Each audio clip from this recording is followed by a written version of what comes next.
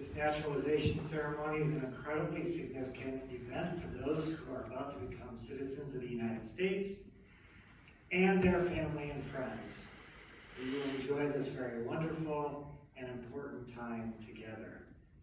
I now call upon Naturalization Examiner Luke Gott to announce our candidates for citizenship and their countries of origin. As he calls each of your names, please stand and remain standing. Mr. Gott. Thank you, Your Honor. May it please the court. The following people have been examined by the United States Citizenship and Immigration Services Officer and have been found eligible for citizenship. Once again, as I read your name and country of birth, please stand and remain standing until you are instructed to take your seat. Karen Elizabeth Asparent, Peru. Roberto Diaz Avalos, Mexico. J. Fajardo Johnson, Philippines. Shadad Ibrahima Maki Ahmed, Sudan. Jason Alejandro Ciso Balsa, Venezuela. Yulma Acevedo, Mexico. George Miranda, Cuba. Marcia Patricia Conrado, Nicaragua. Tabot Leslie Tambe, Cameroon. Bawini Nick Ayala, Zimbabwe. Birka Bahadur Tamam, Bhutan. B.T. Pham, Vietnam. Han Van Pham, Vietnam. Mary Negrete, Mexico. Mary Amor Reed, Thailand. Amir Kahim Arafai, Iraq. Laura Lucia Espejal Rangel, Mexico. Your Honor, these people have a knowledge and understanding of the English language and also of the history and the United States government.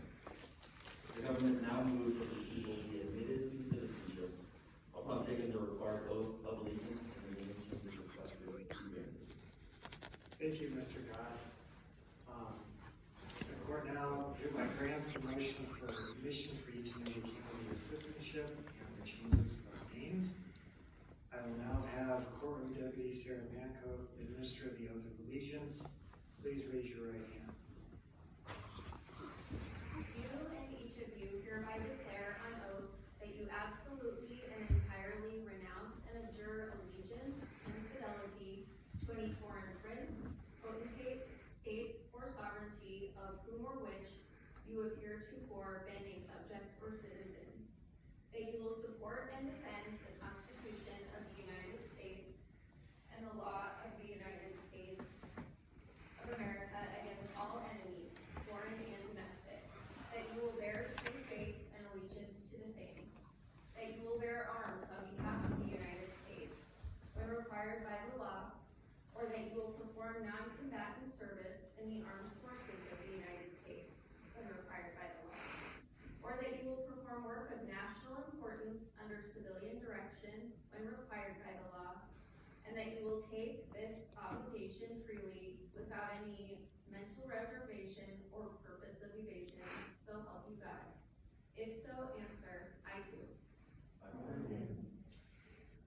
Please, everyone, remain standing. We're going to have our Pledge of Allegiance now. We will be led by candidate Karen Elizabeth Asparent.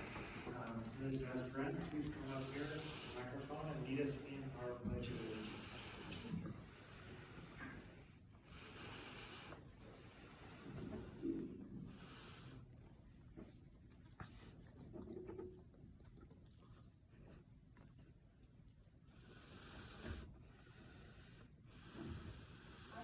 Allegiance to the flag of the United States of America, and to the republic which stands one nation, under God, indivisible, with liberty and justice for all.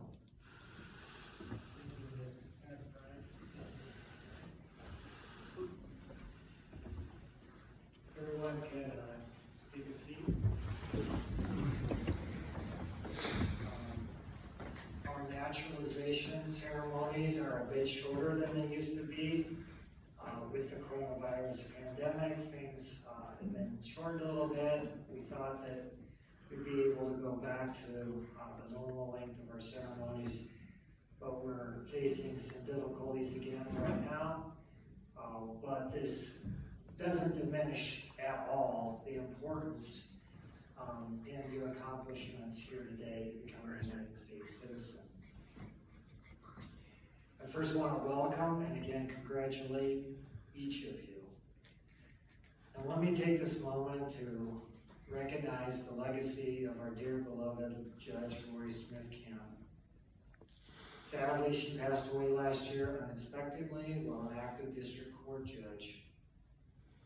She was well known and admired by all that knew her and knew of her. A model of intelligence, judgment, and grace, she served on this court for many years and presided over many important matters.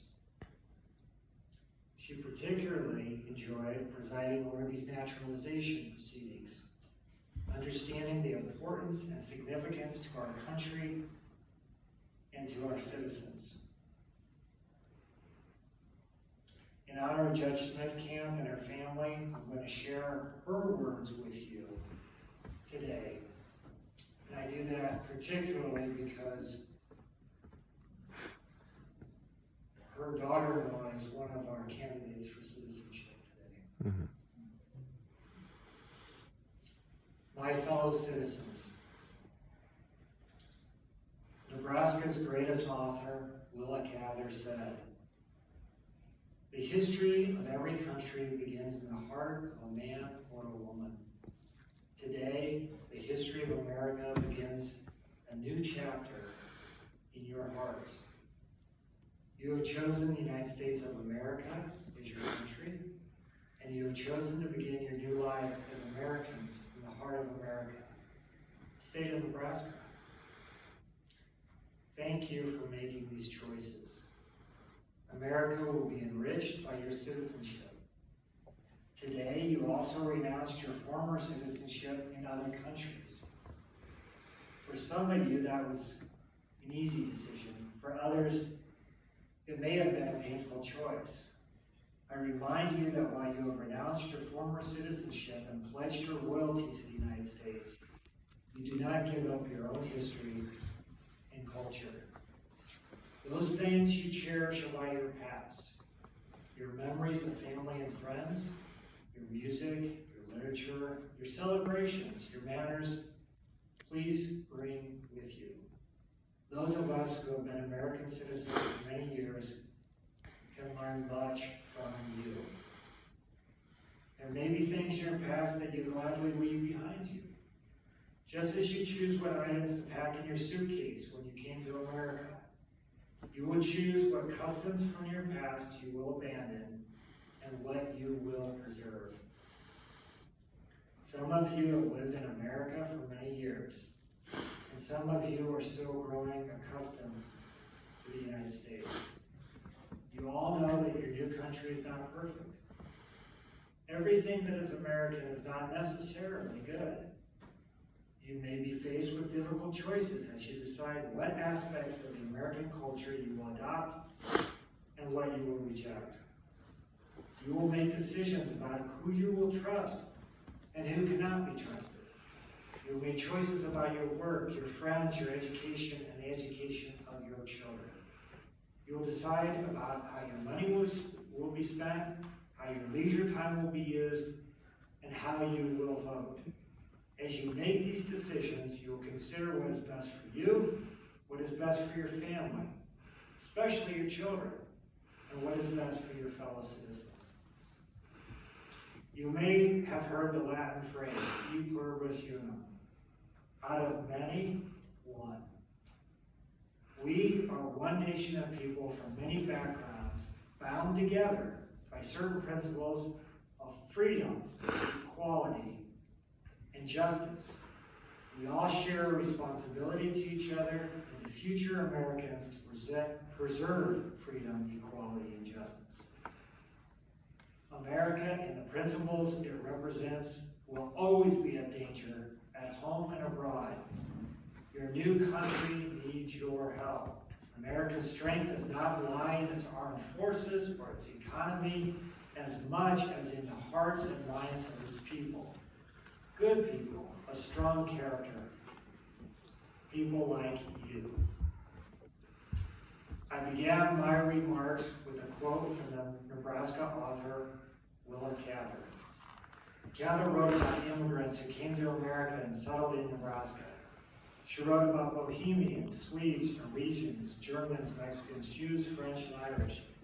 She observed that within one generation, the immigrants and their children were as successful or more successful than the Americans whose ancestors had lived in this country for generations. Hard work, determination, and a true understanding of the nature of the American dream gave the immigrants an advantage over people who took their blessings for granted. My own grandfather immigrated to America from Ireland when he was 13 years old. His family rented farmland in Ireland, and when their crop failed one year, they were evicted. They were in debt and had no home. At that time, the Union Pacific Railroad advertised in Ireland, encouraging people to come to Nebraska. The Union Pacific needed workers. The advertisement said that Nebraska was the most beautiful and prosperous place in America and had the best weather.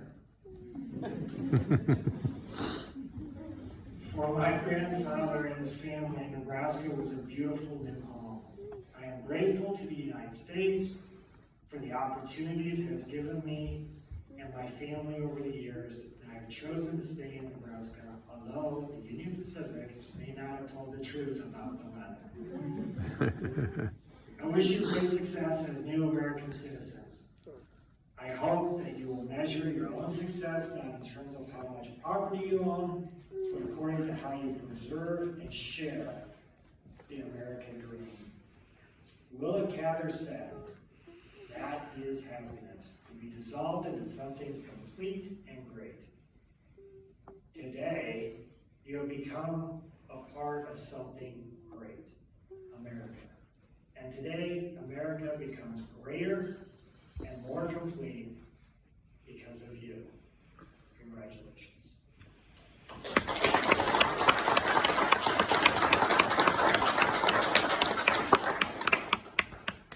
So those are truly touching words written by Jen Smith-Camp, whom we all miss very much. She really did capture, I think, the joy that we all have that you become citizens today, and the importance that has to our country. She's right. We're better and more complete because of belonging to it. So, thank you. On behalf of the court and the entire naturalization family, I want to offer my sincere congratulations to each of you and to your family. This will conclude the formal part of the ceremony, and Mr. Gott will hand out the certificates of citizenship now. So again, thank you, welcome, congratulations.